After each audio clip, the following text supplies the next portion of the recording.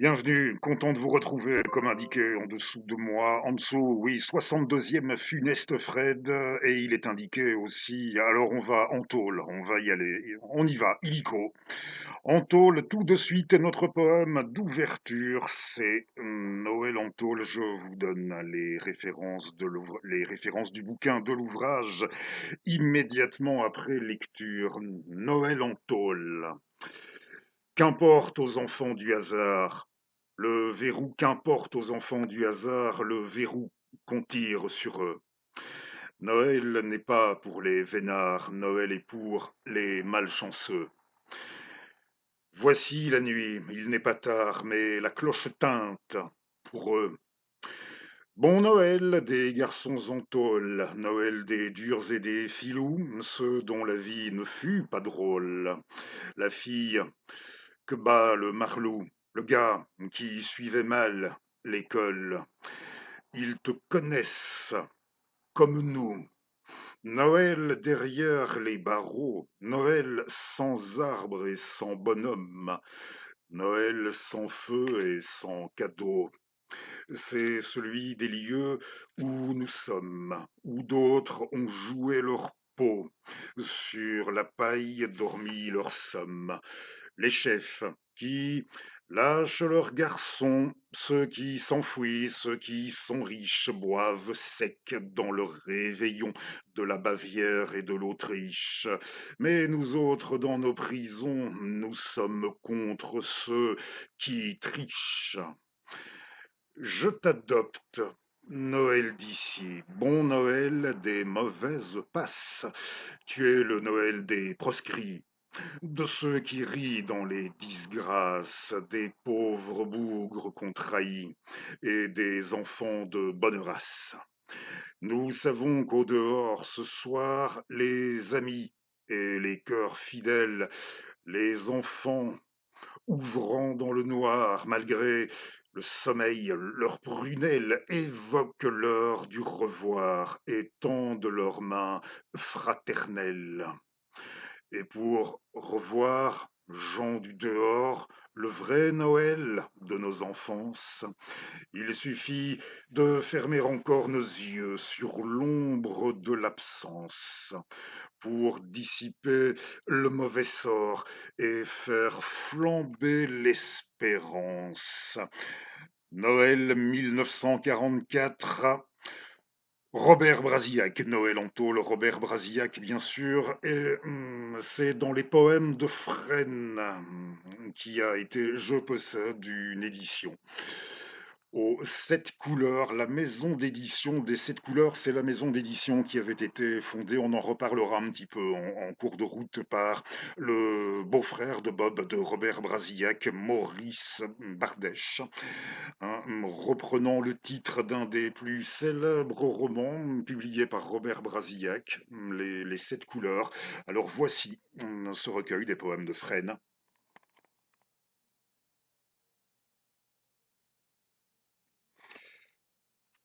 Je vous mets les références avec l'année de la sortie de ce volume, comme pour toutes les références, comme pour tous les bouquins. Vous trouverez tout ça comme d'hab en partie description de notre vidéo. C'est que j'étais bien consciente la chose, hein, 1945-2025, Desnos, Drieux, nous en avons parlé et j'étais bien conscient de ne pas encore avoir évoqué les 80 ans de la mort le 6 février 1945 de Robert Brasillac.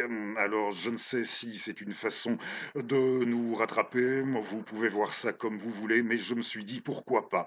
Dans le cadre de ce numéro précédent Noël et l'occasion pour nous de remettre en ligne ce poème Noël en tôle qui a, dans un passé récent, je pense, a été mis en musique par une formation française de métal.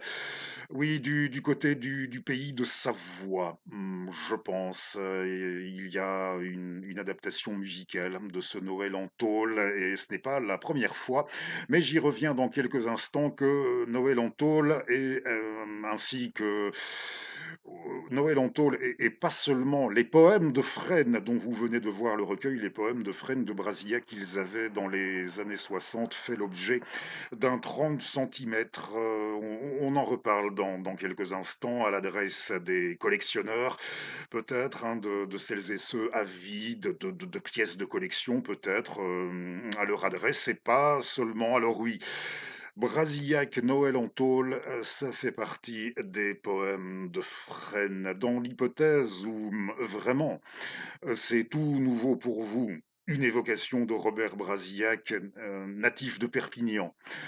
En 1909, il avait vu le jour la même année que mon grand-père maternel, Robert Brasillac, en 1909. Normalien, chroniqueur de cinéma, de théâtre très apprécié. Il écrit dans l'Action française, puis il écrira dans Je suis partout.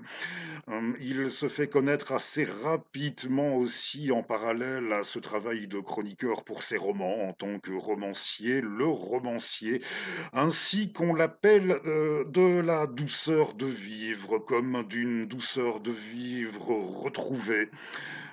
Passagèrement, temporairement, allez savoir, d'une douceur de vivre assurément transparaissant dans les romans de l'entre-deux de Robert Brasillac, écrivain d'une douceur de vivre retrouvée après la période de 1914-1918. Vous vous en doutez bien, et ce jeune homme calme, tranquille, ce jeune homme à lunettes, d'allure si calme, si paisible, associé si volontiers à cette douceur de vivre.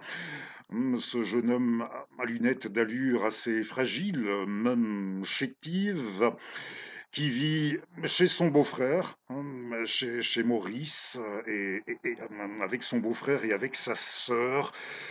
Voilà qu'au fil des années, il va devenir, ce jeune homme, à l'allure timide et si chétive, l'ami de tous les mouvements fascistes internationaux, tous les mouvements fascistes qui ont fleuri dans l'Europe d'alors, avant, de s'adonner, durant la Seconde Guerre mondiale, sous l'occupation, à la collaboration. Et Robert Brasillac sera le troisième journaliste et écrivain français.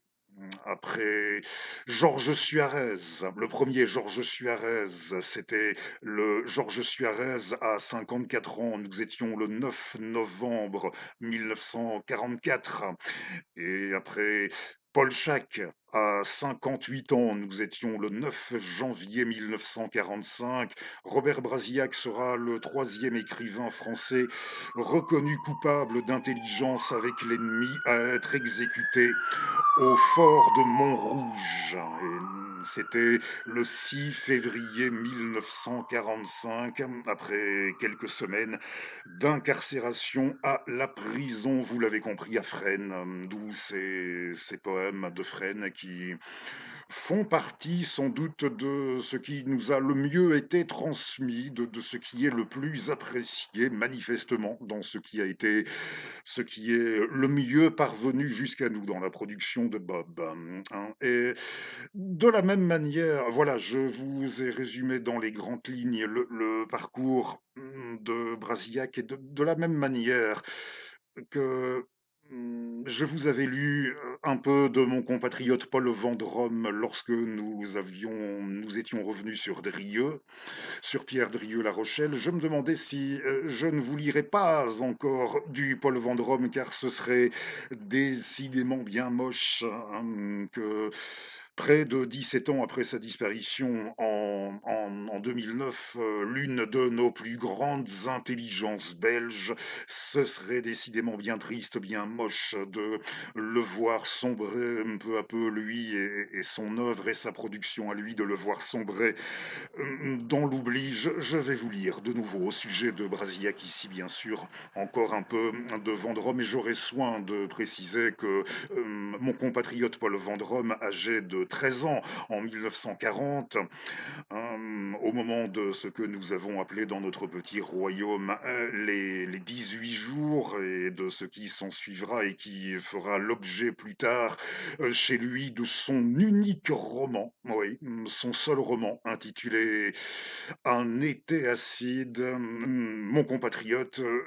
âgé de 13 ans en 1940, bien entendu, ne s'est jamais fait connaître, de près ou de loin, n'a jamais été impliqué de près ou de loin dans des faits de collaboration, comprenez, moins encore d'intelligence avec l'ennemi, d'influence, il est vrai, post-maurassienne à ses débuts. Il s'en émancipa assez rapidement avant de devenir, oh, cette espèce, et je dois dire qu'il y en avait quelques-uns chez nous, à une époque, comme il se définissait, une espèce de mélange d'anarchiste et de conservateur. Des fois, ça lui arrivait aussi de préciser anarchiste de droite, mais voilà. Et quoi qu'il en soit aussi, et quels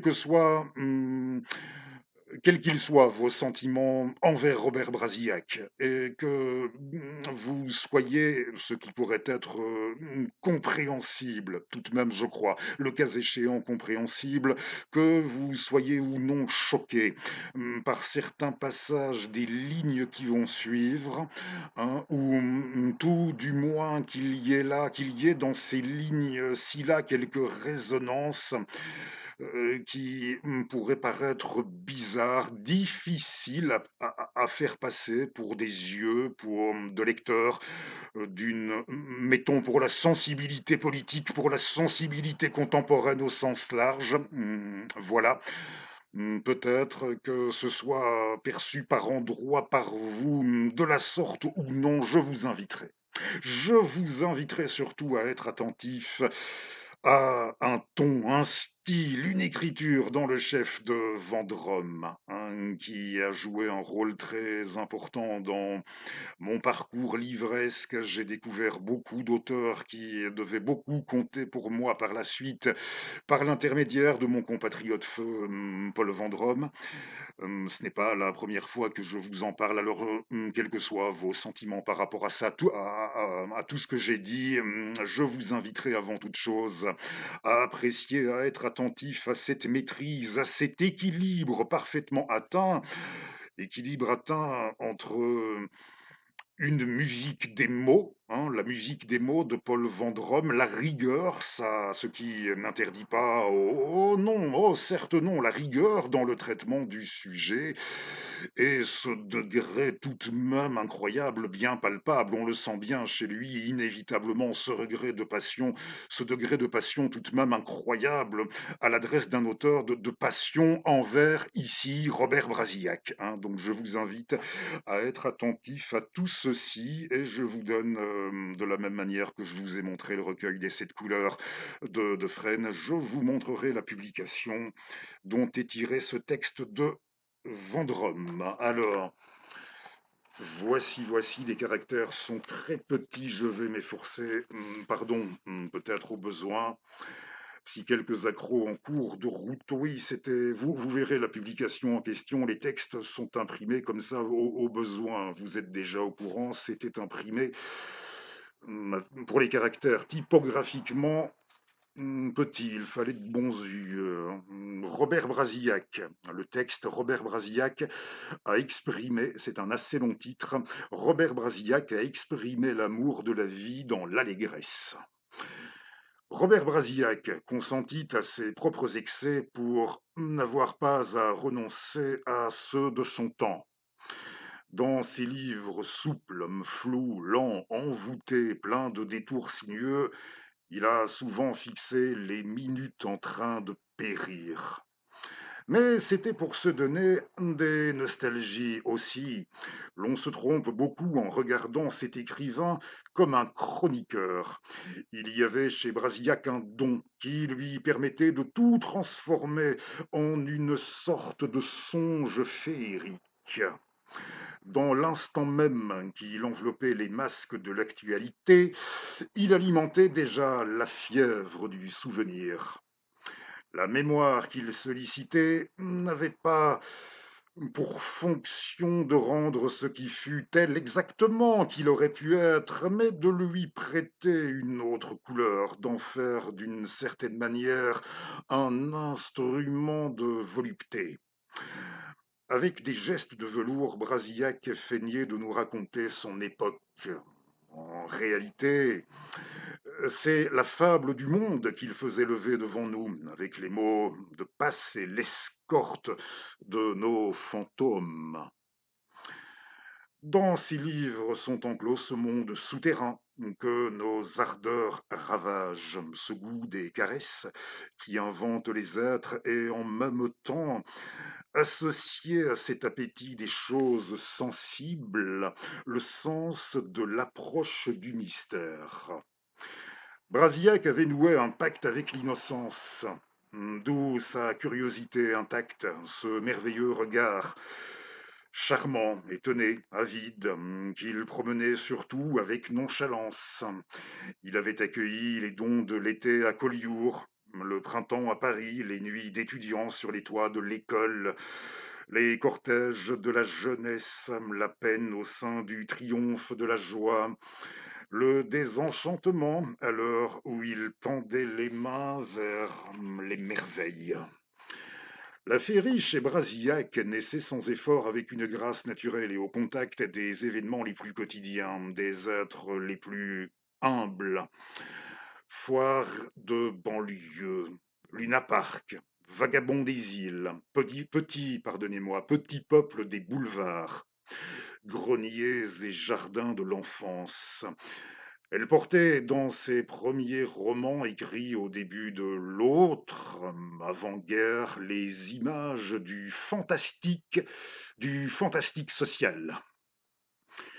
Plus tard, au fur et à mesure que se précisera sa vocation politique et que les périls s'empareront de l'Europe, ce fantastique se confondra avec le pittoresque révolutionnaire. La couleur gris-perle, la tendresse un peu complaisante qui flottait sur son Paris des étudiants et des cartomanciennes, Brasillac les étala sur les camps et les étendards du fascisme. Le fantastique social du début du siècle, que Macorlan avait détecté et célébré, trouvait son aboutissement et déployait ses fastes dans la vie politique. Des inconnus sortis de l'exil ou de la clandestinité régnaient sur des empires, avec l'aide de jeunes loups impatients. Il ne suffisait plus de garder les heures condamnées, de prolonger en artiste la douceur de vivre. Il fallait se mettre à l'écoute des chants de marche qui martelaient les routes dans la nuit, reconnaître la trace des conquérants, saisir ce qui était en train de naître, un monde livré aux dieux de la jeunesse et des combats, cet amour de la vie, si profond chez Brasillac, si dévorant, pouvait enfin s'exprimer dans l'allégresse plutôt que dans le regret. L'un des tout premiers, il a compris que les guerres devenaient des guerres civiles et que les militants allaient prendre la place des soldats. Brasillac tentait de réconcilier les jeunesses d'Europe qui avaient échappé à l'avachissement bourgeois, mais il a dit surtout l'attente des garçons hardis, la fièvre de leurs espoirs et de leurs rêves. Si Sandrars a fait monter des tranchées le fantastique de la guerre, Brasillac a fait tournoyer aux alentours des camps et des barricades le fantastique de la guerre civile, refrain du clan que l'on entonnait comme des cantiques cathédrales de lumière qui se dressaient dans le ciel comme les incendies allumés par les bombes, gamins lancés dans la bataille comme à la conquête de l'île de Robinson. Avec lui, la légende de l'émeute, parée du romanesque scout, avait le charme du pittoresque sentimental de ses premiers romans. Brasillac croyait trop au défi de l'enfance insurgée. Il a voulu que l'ombre de Gavroche agisse comme un révélateur et lui permette de reconnaître les traits du visage de José Antonio. l'arc-en-ciel qu'il a tendu. C'est celui qui toujours traversera les derniers printemps de la paix, quand les instants de bonheur sont si fragiles, si menacés et dès lors si exquis, et qui ne cessera pas de renaître lorsque se sera apaisé l'orage révolutionnaire, les guerres civiles qu'il a chantées devait être l'œuvre d'adversaires fraternels. C'était une illusion et qui le broya. Les militants de toutes les sectes sauront un jour qu'il fut leur figure votive et tutélaire.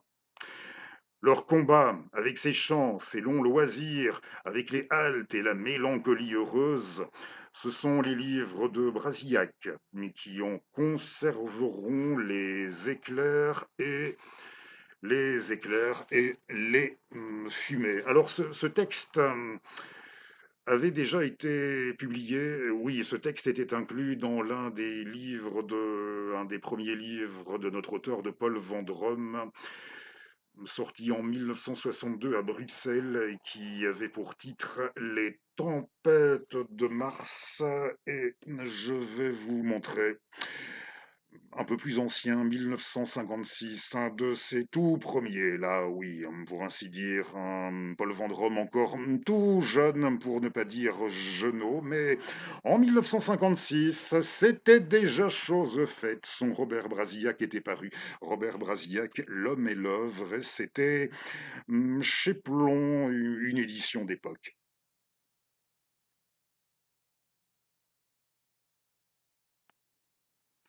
Comme ça, on aura vu Bob, et tant qu'à faire, histoire de lui rendre hommage. Voilà, encore assez juvénile, Paul Vendôme.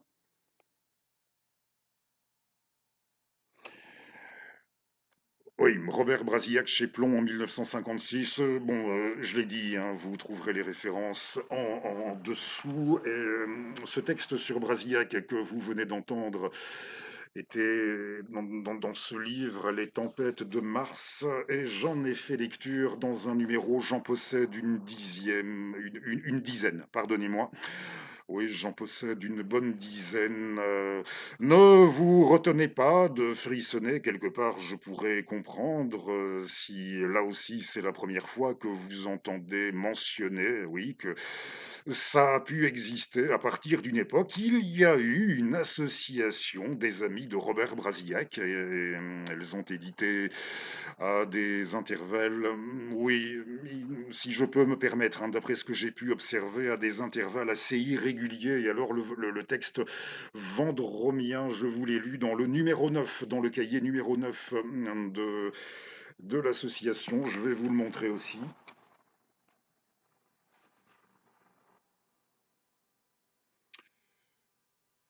Les cahiers de l'association de Robert Brasillac, et qui, dans la foulée, publiait aussi les œuvres complètes de notre écrivain. Oui, association des amis de Robert Brasillac. Ne vous retenez pas, hein, si ça fait frémir quelque part. Encore une fois, je peux comprendre. Mais pour vous donner une petite idée, voici la liste des auteurs français ou des auteurs français assez connus dans l'ensemble, et des personnalités, de diverses personnalités médiatiques, et qui avaient apporté leur soutien à cet assaut. Ça n'apparaîtra pas nickel, je sais, mais dans l'ensemble, la liste, pour vous donner une idée.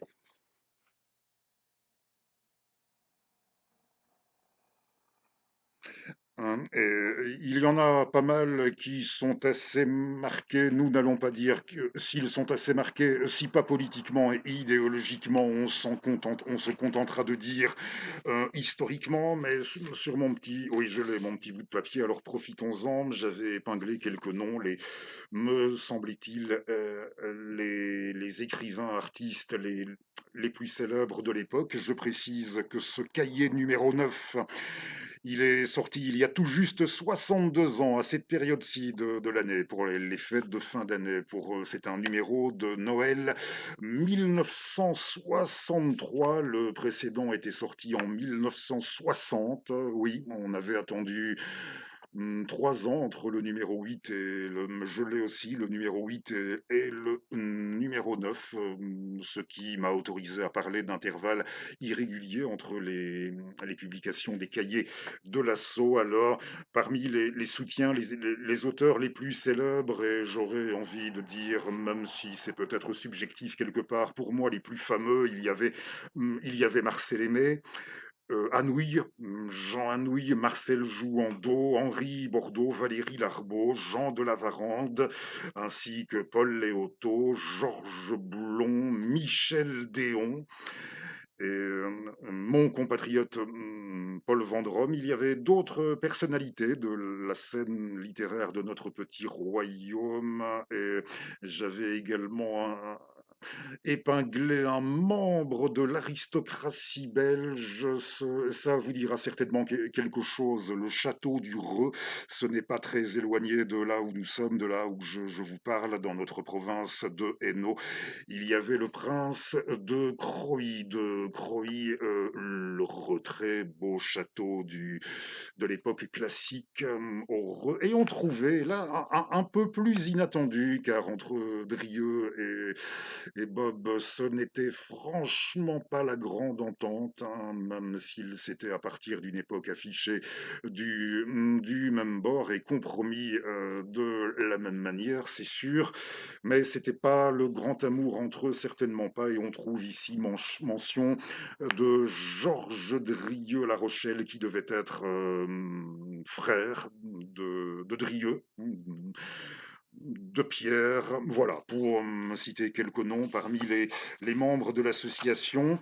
Ce numéro 9, un très très bon numéro, hein. On y reviendra dans une autre émission, hein. On pourrait consacrer un numéro entier rien à ce neuvième cahier, tant il y aurait à dire. Bon, aujourd'hui, on se contentera de ce que nous avons fait, mais puisque nous avons ouvert avec Noël en tôle, j'ai fait de mon mieux pour vous le remettre en ligne. Pour ce qui était de vous le dire, ce poème de Robert Brasillac, Noël en tôle, et j'ai déjà fait allusion à ce disque, et il y a une publicité dans ce neuvième cahier de 1963. C'est que acteur français célèbre, mais j'ai pu comprendre qu'il n'était pas sorti non plus exempt de tout reproche de la période 1940-1944, mais ce n'est pas au cœur de ce numéro. L'acteur Pierre Freinet, très apprécié un peu partout dans le monde, très apprécié aussi à l'étranger, le meilleur acteur français à en croire selon Sir Alec Guinness, qu'il aimait vraiment beaucoup. Et là, Freinet, l'acteur Pierre Freinet venait de se rendre en studio pour enregistrer son 30 centimètres, son 33 tours, si vous préférez, on pouvait dire ça aussi. À l'époque, 30 centimètres, il venait d'enregistrer un vinyle en studio, des poèmes de l'intégralité, des poèmes de Fresne de Robert Brasillac. Et il y a une publicité, je vais vous la montrer, pareillement. Dans ce cahier, une publicité pour le disque.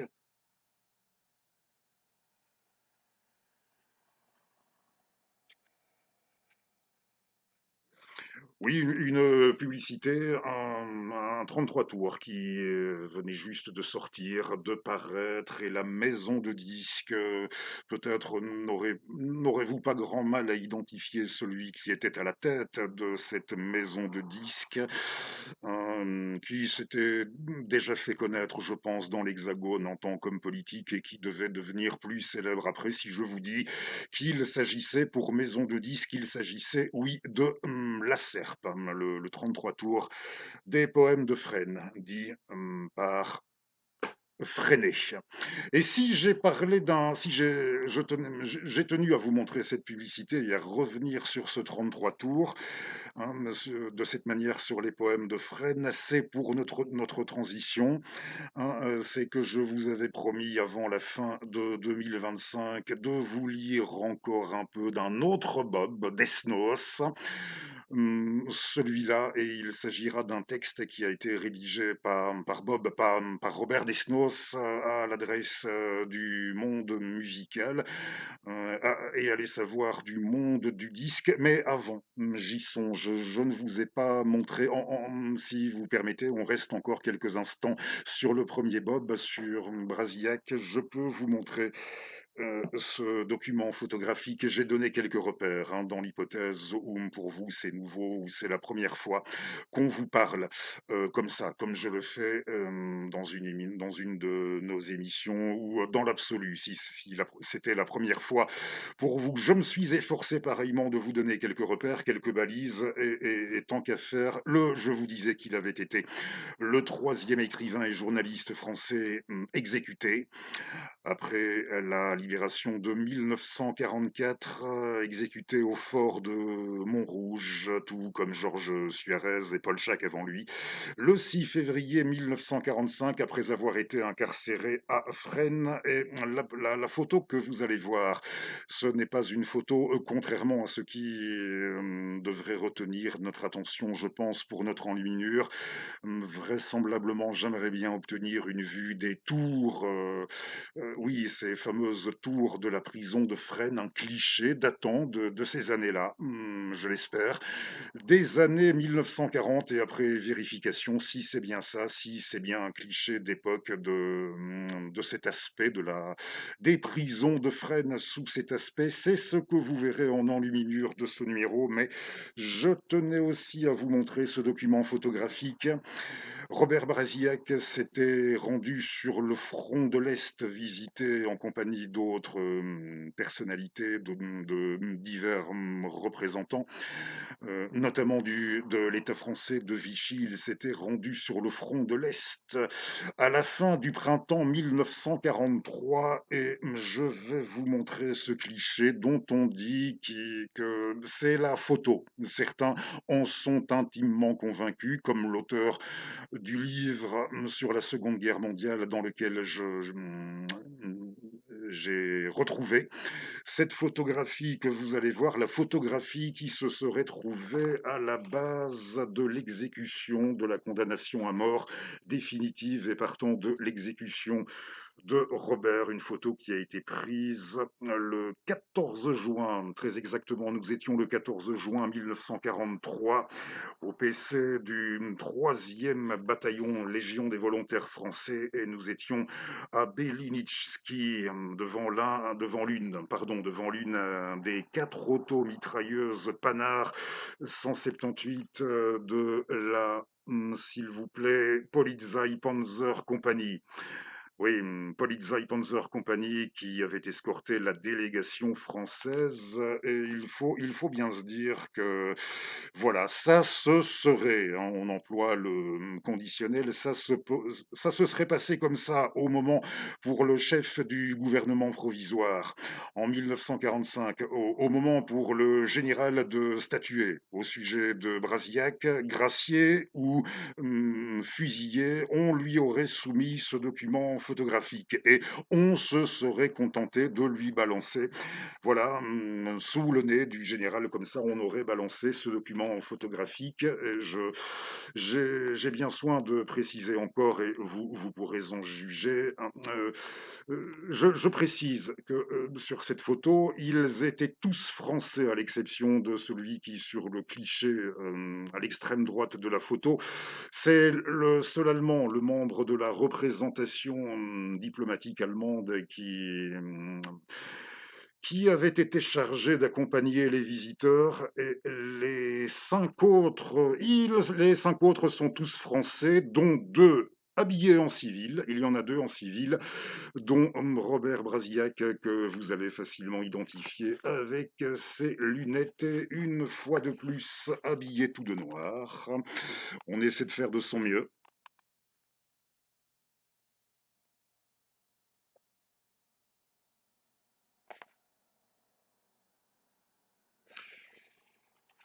Oui, Robert Brasillac, et à la gauche, sur la photo de Brasillac, Jacques Doriot. Et est-ce que les choses ont été faites de manière à soumettre ce document, de façon à ce que ça pu entraîner, rapidement, sans trop ou sans même du tout y réfléchir un instant, quelques, confusions dans le feu de l'action, nous allons dire, le feu de l'histoire de ce temps, confusion de personnes dans la tête du général et vous savez que pour le général, de Gaulle, si vous aviez porté l'uniforme ennemi, c'était d'office 12 balles et est-ce que le général, au moment où on lui a dit que le moment était venu de statuer sur, voilà, voilà la photo, Robert Brasillac, qu'est-ce qu'on fait? Fusillé, pas, fusillé? Il faut bien se dire que nous n'étions pas encore entrés alors en 1945 dans notre civilisation visuelle telle que nous baignons là-dedans tous les jours, hein, sur le plan des personnalités médiatiques, on ne pouvait pas les identifier, les reconnaître aussi rapidement. Ça ne faisait pas nécessairement tilt dans la tête de tout le monde, y compris du chef du gouvernement provisoire, lorsqu'on parlait d'un écrivain ou d'un écrivain ou même d'un homme politique qui s'était fait connaître ou relativement connaître, eh bien, y a-t-il eu ou non confusion dans le chef du général de Gaulle entre Robert Brasillac en civil et Jacques Doriot qui domine la photo, qui se trouve au centre de l'image, de manière à ce que c'est forcément sur lui que l'attention se porte en premier lieu, et le sang du général n'aura fait qu'un tour au vu de l'uniforme. Jacques Doriot, oui, du Parti populaire français, et qui avait intégré à un moment les rangs de la Légion des volontaires français. Doriot qui sera tué environ 2 semaines après l'exécution de Brasillac, pour sa part, quelque part en Allemagne, dans le Württemberg, hein, mitraillé par un avion, quelque part en Allemagne. Jacques Doriot, pour sa part, 15 jours après l'exécution de Bob. Alors, est-ce que certaines personnes ont eu recours à ce modus operandi tel que nous sommes aventurés à nous le représenter, hein, et nous ne sommes pas les premiers des personnes qui auraient été particulièrement hostiles à l'adresse de Brasillac et qui se seraient arrangées pour procéder de la sorte avec le général, de manière à ne pas le rater pour avoir son exécution. Eh bien, sincèrement, à mon avis, on risque de ne le savoir jamais. Mais vous aurez vu ce document historique, dans l'hypothèse, encore une fois, où, vous ne l'auriez, oui, vous, peut-être, vous l'ai-je fait découvrir, et oui, la transition au sujet. Nous parlions de disques dans le champ musical. Alors, on va retourner une dernière fois pour cette année 2025, du 80e anniversaire de sa disparition à lui aussi, début juin 1945, Theresienstadt, hein, à Terezin, Theresienstadt ou Thérésine, comme vous voudrez. Je vais vous lire ce texte qu'il avait écrit à l'adresse là, eh bien, Desnos. Oh, il en a écrit quelques-unes de chansons, hein, enregistrées plus tard ou non par la grande Juliette. On avait vu des photos de Juliette Gréco, des pochettes de disques, des affiches plutôt de spectacles où elle avait été amenée, entre autres, à interpréter de nouveau en public des textes de Bob de Desnos, dans l'un de nos numéros précédents où nous avions parlé de Desnos dans le cours de cette année 2025. Et je m'arrange pour vous mettre tout ce que je peux par rapport au numéro précédent auquel je peux renvoyer dans le courant de ce numéro. Non pas une chanson écrite intentionnellement à l'adresse de Juliette, mais de l'ensemble de Réventura avec une musique. Oui, et ces paroles, cette histoire de caleçon, histoire d'aller dans quelque chose d'un peu plus léger, hein, de se permettre quelque chose d'un petit peu plus léger tout de même au cœur de ce numéro, tout en s'efforçant de rester d'une certaine caleçon, oui, mais en s'efforçant de rester malgré tout assez chaste dans l'ensemble, je vous l'assure. Alors, l'histoire de caleçon, elle aurait été était mise en musique, nous dit-on, par, elle fut, dans la vie, elle fut madame Emmanuelle Berle. Oui, madame Emmanuelle Berle. Eh ben, Mireille, pardi, la musique aurait été composée par Mireille. Alors, je retourne maintenant dans le quarto, mon quarto que vous avez déjà vu et revu. Je pense que ce n'est plus la peine aujourd'hui de l'intégrale des œuvres de Desnos. La complainte des caleçons. Si ça vous dit, il y a deux parties, plus exactement deux versions. Alors la première, tout de suite, la version homme. Voilà, on souffle un instant et on y va, on attaque. La dite complainte, version homme, depuis que je suis dans la marine, à bord du paquebot Pompadour, j'en ai marre de la marine. J'en ai marre de la marine, je marronne et pleure tous les jours. Moi qui ne rêvais qu'abordage, ciel nouveau, cyclone et orage. Je suis à bord valet de chambre. Alors de janvier à décembre, caleçon, chaussettes, souliers, gilets, chemise, je brosse, je te passe, je nettoie, je recouds, je reprise, ça me neurasthénise. J'aurais rêvé la vie des marins, du tropique aux banquises, d'Amérique et d'Asie au sable africain, Bordeaux, Tokyo, Valparaiso, Venise, Congo, Porto, noix de coco, Rio. Que la mer soit bleue ou grise, à fond de cale, je répare les trousseaux, caleçons, chaussettes, souliers, gilets, chemise. Aussi un jour à Buenos Aires, j'abandonnai la cargaison pour une fille de Madère que je suivis dans sa maison, mais moi qui rêvais aventure, dont José, Carmen et luxure, je suis encore valet de chambre, alors de janvier à décembre, caleçons, chaussettes, souliers, gilets, chemise. Je brosse, je te repasse, je te nettoie, je recouds, je reprise, ça me neurasthénise. J'avais rêvé la vie, oui, la vie des châtelains. Hélas, quelle méprise, pas d'amour, pas d'amis, partout le dédain. Gabi, Dolly, Suzy me martyrisent. Daisy, Marie, Nini me font faire leur lit. Le patron me terrorise. Et je m'occupe du linge des affranchis, caleçons, chaussettes, souliers, gilets, chemises. Fatigué. Revenu en France, c'est à Paris rue Montpensier que j'ai comblé mes espérances avec Adèle. Je me suis marié. Moi, je l'adore, elle est fidèle, c'est un bijou, c'est un modèle. Je lui sers de valet de chambre, alors de janvier à décembre. Jupon, bas de soie, souliers, chapeau, chemise. J'achète, j'essaie, je paie. Je fais des reprises, elle aime la toilette. Elle aime la toilette, elle a tout le bon goût féminin. Je suis couvert de dettes car je cours chaque jour les grands magasins. Fini bateau, fini château, bêtise. Adieu marin gaucho, adieu pampa. Ainsi pas à pas je brise, avec ce passé qui me dupe pas. Jupon, bas de soie, souliers, c'est ma devise.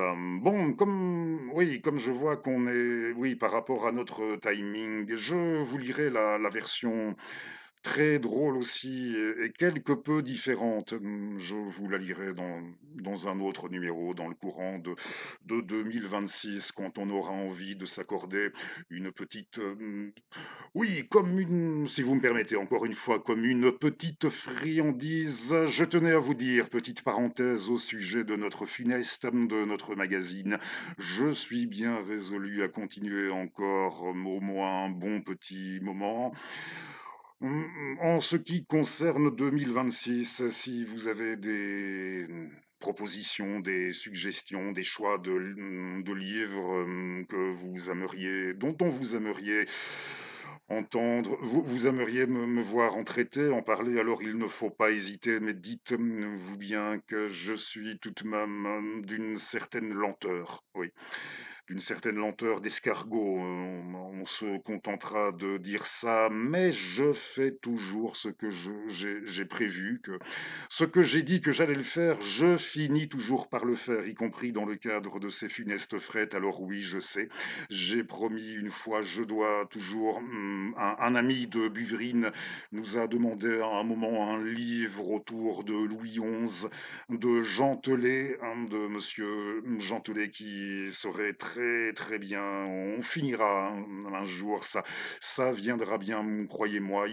Dites-vous bien que, dans l'absolu, avec moi, il faut être patient, mais je finis toujours tôt ou tard et oui, plus vous l'avez saisi, plus tard tout de même que tôt, je finis toujours dans l'absolu par, faire ce que j'ai dit, que j'allais, mais voilà. Aurais-je soin de préciser au passage, comme ça, rien qu'une fois, que si vous avez des critiques de fond et de forme, si vous, tenez vraiment à ce qu'elles soient maintenues en ligne, assurez-vous, oui, de les formuler avec un minimum d'éducation, hein. Il y en a ces oui, de ces petits morveux teigneux comme ça. Je pense que ça fait un petit moment tout de même, que nous avions convenu que je n'avais absolument que je ne pouvais absolument rien, du haut ou je ne sais, du bas, de là où vous voulez, de mon expérience, pour sûr, de mec né dans les 70 du siècle dernier, il avait fini par s'avérer, nous avions fini par convenir que, nous n'avions, somme toute rien à nous dire et je ne pouvais rien vous apporter, ne serait-ce que de mon expérience de lecteur. Alors je ne sais pas pourquoi vous venez encore passer votre temps à, me visionner, pour réagir ensuite de la sorte avec des commentaires qui sont, il faut bien le dire, des commentaires de gens pas du tout éduqués. Et quand je dis du tout, alors, vraiment pas du tout des commentaires de petits je peux pas les voir autrement, je suis désolé, de petits morveux, teigneux dont je ne doute pas oui, ils auraient pour sûr préféré, venir parler à ma place du livre qui était au cœur de notre numéro précédent, mais je présente ce que bon me semble dans le cadre de mes numéros. Vous n'aimez pas ma façon de faire, franchement, dégagez, passez votre chemin. Je vous dis, ça fait un petit paquet d'années tout de même que les choses, entre nous se sont avérées de la sorte, alors pas je ne comprends pas pourquoi vous venez vous faire du mal, comme ça, du tout, du tout. Alors, pour clôturer ce numéro, je vais vous lire rapidement et ne pensez pas, un autre fragment. Je retourne un petit peu dans le neuvième cahier de l'association des amis de Robert Brasillac. Je vais vous lire un petit fragment d'un monsieur qui s'appelait René Pélégrin. Ce n'est peut-être pas ce qui a été publié de plus stimulant autour de l'œuvre de Robert Brasillac. Je n'en disconviens pas, mais ne pensez surtout pas, n'allez surtout pas penser que je viens ici. Je n'ai pas coutume de vous montrer mes bouquins. J'ai, il me semble, je l'espère, un humour à moi bien coutumier qui vaut ce qu'il vaut, hein, renvoyé à votre entière appréciation, c'est sûr. J'ai un humour et des sorties bien à moi des fois, mais je ne viens jamais vous montrer mes bouquins que j'aime dans l'absolu et dont je suis, très fier, y compris les cahiers que je possède de cet assaut, de l'assaut des amis de Robert Brasillac. Je suis très fier de mes bouquins, de pouvoir vous les montrer. Alors ce n'est certainement pas pour renvoyer, pour faire des lignes que je vais vous lire, comme pour les envoyer en pâture, en faire un objet de risée, de plus totale moquerie à l'aune de, oh, je ne sais moi, pour activer quelque onanisme qui oui, qui à l'édification, oui, renvoyant, quelque activité, quelque manière de se livrer à l'onanisme sur le coup, en ayant à l'esprit, de la façon la plus édifiante, là aussi, là encore, je l'espérerai pour vous le cas échéant, hein, quand je dis édifiante, en regard, de ce qui tient lieu de bonne morale, de bienséance morale, de, nos temps présents, hein, avec raison ou pas, je m'en fiche éperdument. Alors ici, je dirais, ayez soin, hein, si nécessaire. Si, vous n'avez pas besoin, tant mieux. Si vous n'avez pas besoin, d'entendre, ce que je vais dire ici, hein, efforcez-vous, de vous remettre dans le contexte de l'époque 1963, mmh, et voilà. Et je ne vais pas plus loin et je consens à reconnaître que ce n'est peut-être pas ce qui a été écrit de plus fut-fut autour de Brasillac, par ce monsieur Pellegrin, mais bon, mmh. C'est oui, il avait fait un petit texte sur Brasillac et les jeunes filles. Les jeunes filles, écrivait-il, qui évoluent dans les romans du jeune prodige des lettres sont des êtres faits à l'image de Jeanne d'Arc, son héroïne préférée. Elles sont franches, volontaires, mais sans ombre de masculinité, nullement sensuelles ou amorales, gentilles et simples. Elles semblent jouer un rôle, celui de la compagne idéale de l'homme. Compagne idéale, de l'homme jeune épris d'idéal. Consciente de ses devoirs et de ses moyens, elle se conduit en camarade. Pour elle, l'homme, c'est le chef. Et il faut lui obéir sans rien abdiquer de sa personnalité, car celle-ci est la récompense, le charme de l'homme. Réminiscence estudiantine, politique, peut-être. En tout cas, représentation noble et hardie de l'amour, de l'affection, du sentiment. La jeune fille, pour Robert Brasillac, est un être dont la mission est expliquée dans son nom même. Jeune, fille, innocence, faiblesse. Cette équation se traduit chez l'auteur par le charme et c'est lui qui nous apparaît à travers toute son œuvre classique, révolutionnaire, poétique et romanesque. Je ne fais pas, hein, je l'ai dit, je ne fais pas davantage de commentaires, mais c'était, et là il n'est pas interdit de faire un petit peu d'humour, mais dans l'ensemble, ce ne sera pas bien méchant pour assurer la transition. Oui, c'était surtout pour ça. Je ne sais pas trop comment elle réagirait puisqu'on nous parle d'un groupe de jeunes femmes dans le livre suivant. Ma dernière acquisition en bouquin que vous allez voir avant de clôturer les jeunes femmes de ce livre, des jeunes femmes actuelles qui doivent avoir dans la trentaine, à la petite trentaine, hein. Il y a Bérangère, la blonde, si j'ai bien retenu, oui, Bérangère, c'est la blonde dans le petit groupe, Judith, Auburn. Il y a aussi Adélaïde, ça doit être la brune, et encore Hermeline, qui aurait des tresses d'un peu toutes les couleurs. Et il y a aussi Clotilde avec sa coupe au carré, à qui ça arrive d'écrire. On est aux environs, oui, c'est le congé de Toussaint. Ça se passe au congé de Toussaint et aux abords du week-end, de ce week-end festif. Ce petit groupe d'amis a décidé de faire une pause et elles ont décidé, de passer un peu de temps ensemble, en province, dans un petit appartement qu'elles ont loué en province, si ce n'est que pour, notre héroïne, celle au centre, de ce récit, elle réalise très rapidement que sur le plan du choix de la localité, c'est là qu'elle a vécu avec son ex. Hem, Ça arrive, j'entends souvent dire volontiers, quand on pense à son ex, on se sent comme sale, comme ça, ou je ne sais pas ce que, pour votre part, en priorité, sale intérieurement, comprenez? Je ne sais pas ce que vous ressentez, et c'est au départ de ce livre. Alors va-t-elle garder ou non le secret? Un livre de Chloé Delhomme,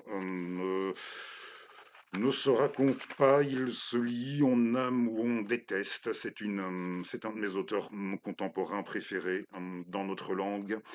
Alors je vous lis un tout petit bout, du livre de Chloé, après je vous montre la couverture. Page 33, voilà. Qu'est-ce que Clotilde? À un moment, qu'est-ce que Clotilde pour monsieur, si ce n'est, elle le sait, une vieille histoire d'amour achevée, contre son gré, une histoire très ancienne qui lui a échappé, une relation dont le souvenir s'est étiolé. Quand il pense à Clotilde en costume, de madame, avec un grand M, c'est moi qui ajoute, quand il pense à notre Clotilde en costume de madame, le décolleté est net. Mais son visage est flou. Une poignée de saisons avec une emmerdeuse, une chieuse, une pauvre folle. Comment pourrait-il en être autrement?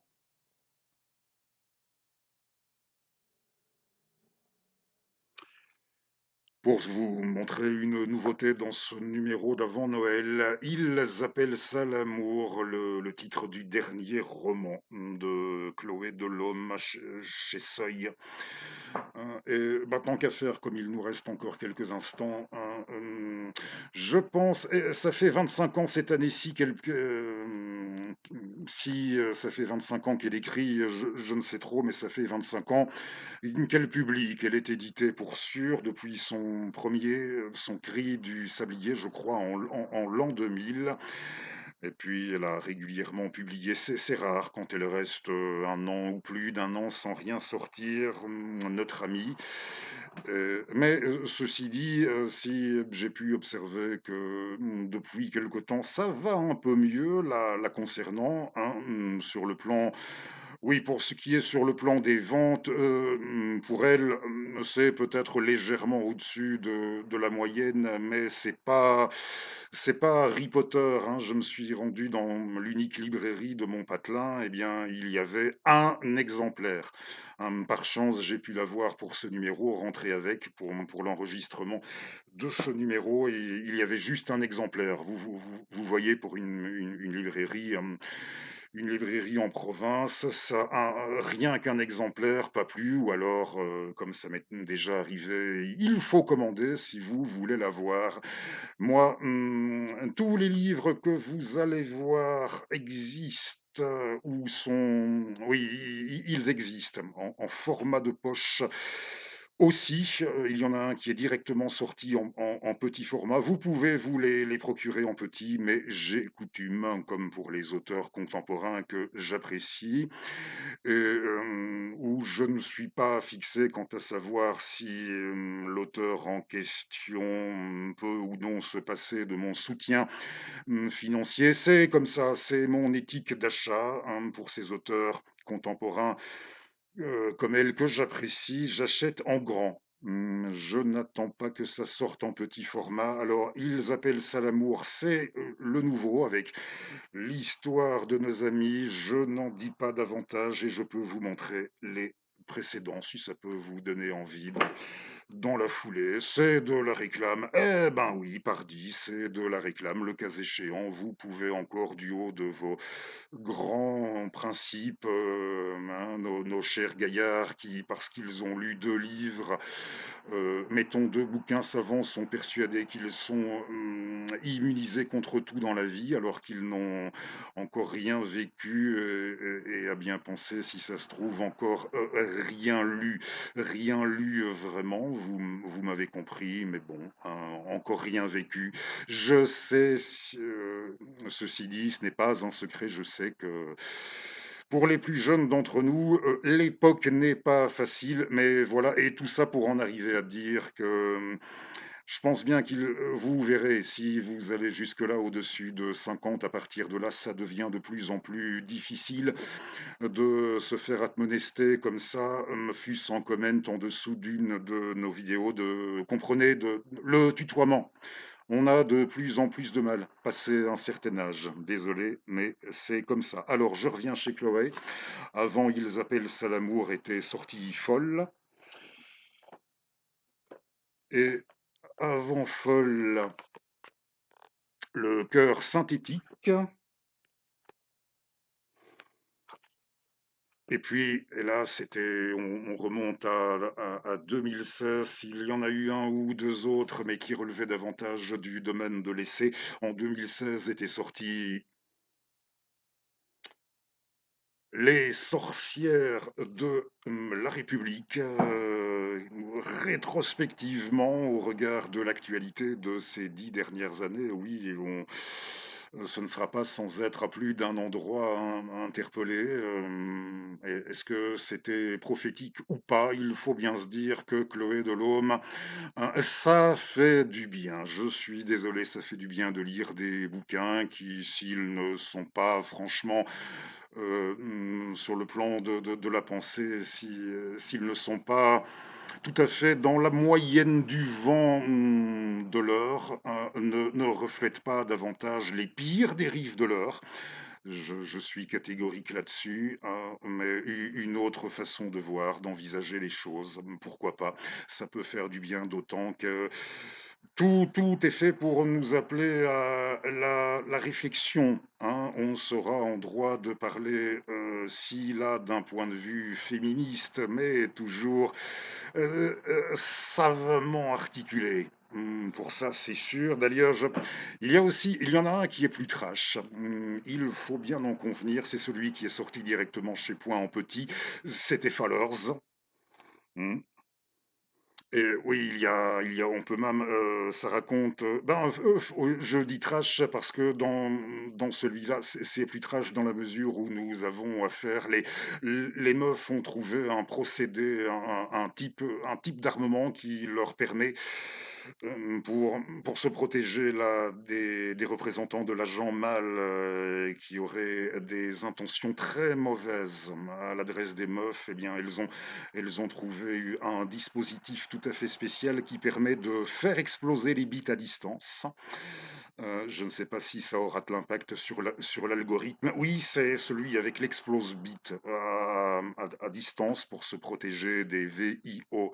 Enfin, vous avez compris, hein, oui, c'est trash et c'est sur le coup, du féminisme que je m'autoriserais à trouver sur un mode, pour sûr, très très, très drôle. Fallers, c'est pour l'explose machin, c'est dans celui-là, mais c'est aussi l'histoire, pas que l'histoire de l'explose machin, c'est aussi l'histoire d'un groupe de musique, de punkette, et on a la possibilité d'écouter les chansons, car Chloé Delhomme, dernière chose que j'épinglerai aujourd'hui à son sujet, hein, qui aime s'adonner à ce qu'elle appelle, oui, régir tout ce petit univers d'autofiction autour d'elle. Elle aime bien aussi, les interférences entre le monde réel et ce qui se passe dans ses romans, comme c'est le cas avec les chansons du groupe dans Fallers. Et je me souviens que pour les sorcières de la République, quelques années avant l'accession à la présidence de la République en mai 2017,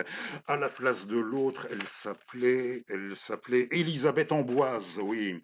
Élisabeth Amboise à l'Élysée en mai 2017, eh bien, elle avait mis en scène, dans le monde réel, l'organisation, en fait, le happening, pourrait-on dire, la séance qui avait porté sur ces fonds baptismaux, ce groupuscule politico surnaturel, ce groupuscule de sorcières qui, dans le bouquin, en mai 17, devait prendre le contrôle de l'Hexagone. Et alors, il y a aussi celui-ci qui est...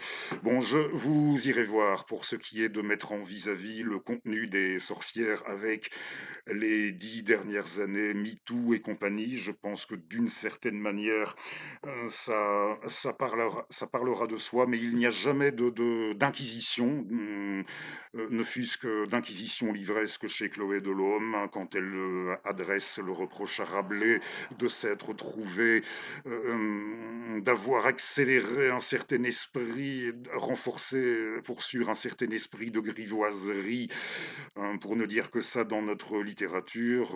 Elle ne demande pas d'autodafé des livres de Gargantua, des sieurs Gargantua et Pantagruel. Elle a aussi, je le dis au besoin, tenu à faire savoir qu'elle avait fait le choix de s'exprimer en dehors de ce qu'on appelle l'intersectionnalité.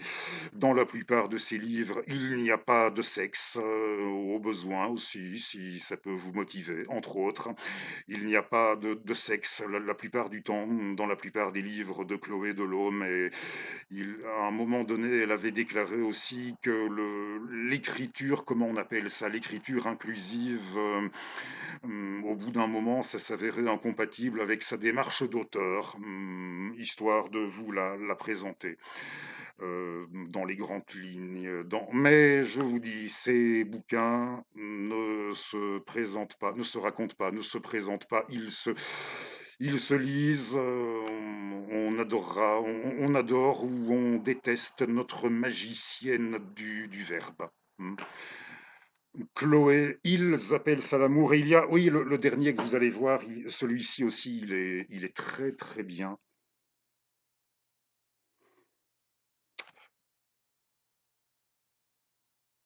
Au commencement était, l'adverbe sur le plan de l'invention du jeu autour de la création littéraire, voilà, j'en dis pas plus non plus. Vous irez le lire si ça vous dit et vous viendrez m'en dire des nouvelles et nous clôturons notre numéro avec un autre poème. Autour de la nativité, je ne pense pas que nous ne l'avons pas fait exprès.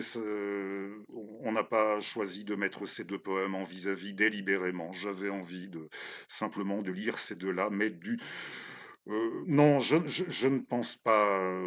Ce serait inadéquat, indécent, je ne sais pas, mais inadéquat de dire qu'en ayant commencé avec Bob et en terminant avec elle, avec Ingeborg Bachmann, nous allons quelque part rétablir l'équilibre.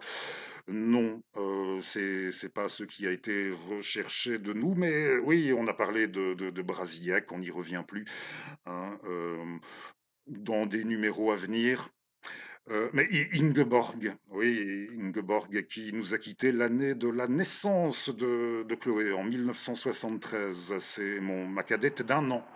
Hein, quand je vous dis un de mes auteurs, une de mes autrices, si vous voulez, préférée de la génération de votre serviteur. Et Ingeborg Bachmann, qui a pris congé en 73, oui, elle avait grandi dans un milieu oui, de Carinthie, d'Autriche, de nazis convaincus, très rapidement en désaccord avec son paternel, avec les gens là-bas autour d'elle, elle qui se fera connaître sur le plan de ses engagements pour ses protestations contre le transit des bombardiers allemands par le territoire de la RFA à l'époque de la guerre du Vietnam, pour donner un exemple. Et voici son poème Douce nuit, sainte nuit, pour terminer. J'espère que ça vous plaira. On se retrouve dans un peu moins d'une petite semaine pour le dernier funeste de 25. Alors,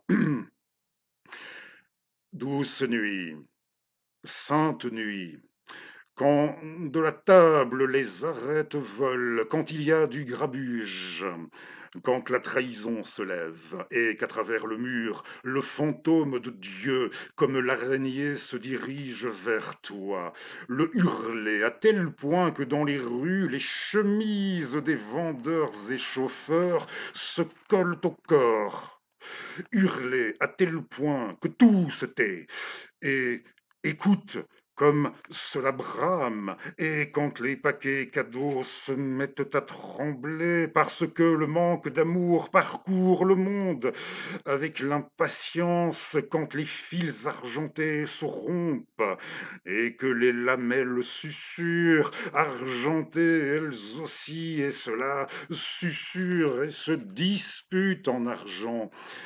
Sur les places paradantes de la ville de Noël, j'ai crié, braillé à tel point que la police rougit et les carpes cessèrent de faire les yeux ronds.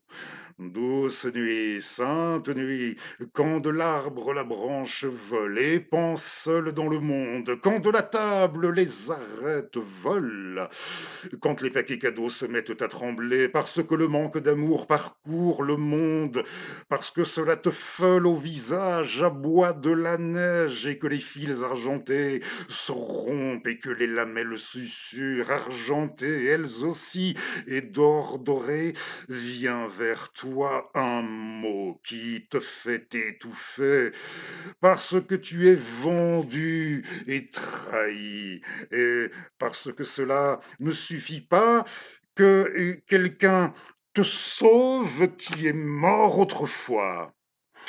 Ingeborg Bachmann.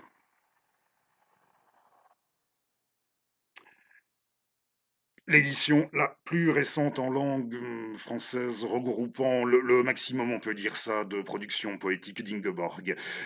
Merci encore à vous et à bientôt.